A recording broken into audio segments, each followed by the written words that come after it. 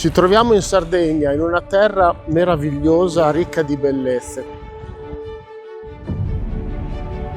Quando si parla di Sardegna, tutti pensano al mare, al sole, ma c'è tantissimo altro ed è sicuramente la parte principale. Pensate che si trova un monumento di epoca prenuragica o nuragica ogni 2 km quadrati. Esistono dei monumenti che sono coevi oppure precedenti anche alle più famose piramidi d'Egitto.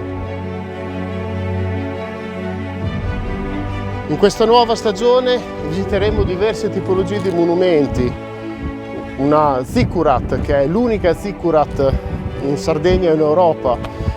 Visiteremo diversi nuraghe. Visiteremo una necropoli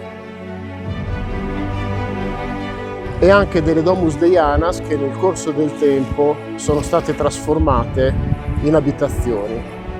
Quindi seguiteci nella nostra nuova stagione che avrà inizio domenica 7 maggio alle ore 20.